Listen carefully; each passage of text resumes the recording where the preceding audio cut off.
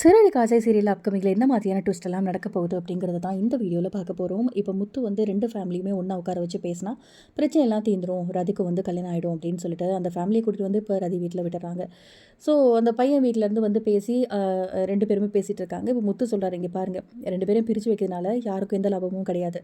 பேசாமல் சுமூகமாக பேசி கல்யாணம் பண்ணி வச்சுருங்க, நல்ல முடிவாக சொல்லுங்கள், நான் வெயிட் பண்ணுறேன் அப்படின்னு முத்து வெயிட் பண்ணுறாரு. இப்போ 2 ஃபேமிலியும் நல்லபடியாக பேசி சரி கல்யாணம் பண்ணி வச்சிடலாம், 2 பேருக்கும் ப்ரெக்னெண்ட்டாக இருக்கிறதுனால வேறு வழியே இல்லை அப்படின்னு முடிவு போகிறாங்க. உடனே முத்துக்கிட்ட வந்து நாங்கள் நல்ல முடிவாக தான்ப்பா எடுத்திருக்கோம், இந்த மாதிரி 2 பேருக்கும் கல்யாணம் பண்ணி வச்சிடலாம் அப்படின்னு முடிவு பண்ணிட்டோம். பரவாயில்லையே, நல்ல பையனாக இருக்கியே, உனக்கு என்ன பண்ணணுமோ அதை கரெக்டாக பண்ணிட்டியே அப்படின்னு சொல்லும்போது முத்து ரொம்ப சந்தோஷம் அப்படின்றாரு. நீ ரொம்ப நல்ல பையனாக இருக்கா, நான் உன் அண்ணன் தான் ரொம்ப மோசமான ஆளாக இருக்காரு அப்படின்னு. உனக்கு என்ன சொல்கிறீங்க, என்ன இப்போ எங்கே எங்கள் அண்ணன் அப்படின்னா, ஆமாப்பா நாங்கள் தான் கட்டி வச்சுருக்கோம். கட்டி வச்சுருக்கீங்களா, நீங்கள் என்ன பண்ணார் அப்படின்னோடனே, இந்த மாதிரி பொண்ணோட கருவை கழிச்சிருங்க, நாங்கள் வேணா உங்களுக்கு 1,00,000 நஷ்டேடா பணம் தரோம் அப்படிங்கிற மாதிரி தப்பு தப்பாக பேசினார் இருந்தாலும் அப்படின்னு உடனே ரூமுக்கு கூட்டிகிட்டு போனால் ஒரு பக்கம் திருன்னு முழிச்சிட்டு இருக்காங்க ரோஹிணி. ஸோ இன்னொரு பக்கம் சேரில் கட்டி போட்டு மல்லாக்க படுக்க வச்சுருக்காங்க நம்ம மனோஜை. ஐயோ இவன் முன்னாடி ரொம்ப அசிங்கமாக போச்சே அப்படின்னு ஒரு பக்கம் வந்து ரோஹிணி மனசில் நினச்சிட்டு இருக்காங்க.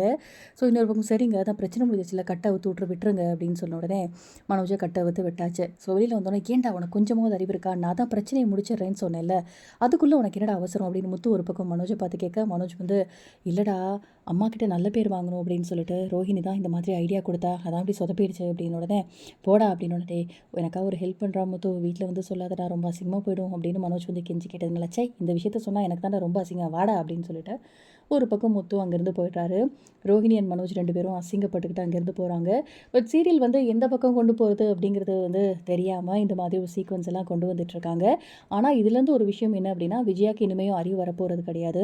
ஏன்னா முத்து வந்து எவ்வளோதான் விஜயாவை நிறைய பிரச்சனைகள்லேருந்து காப்பாற்றினாலும் மனோஜை பார்த்தாலே வெறுப்பாக தான் இருக்குது விஜயாவுக்கு. அப்கமிங்கில் என்ன ட்விஸ்ட் கொண்டு வர போகிறாங்க, ஏன்னா அருண் வந்து ஒரு பக்கம் எப்படியாவது முத்துவை வீட்டை விட்டு துரத்தணும், இந்த மாதிரி மீனா ஃபேமிலிக்குள்ளேருந்து வெளியில் வரட்டணுங்கிற மாதிரி பிளான் பண்ணிகிட்டு இருக்காரு. அடுத்து என்ன திருப்பங்கள் அப்படிங்கிறத பார்க்கலாம். இந்த வீடியோ பிடிச்சிருந்தால் லைக் பண்ணுங்கள். இந்த மாதிரி அப்டேட்க்கு நம்ம சேனலை சப்ஸ்கிரைப் பண்ணுங்கள்.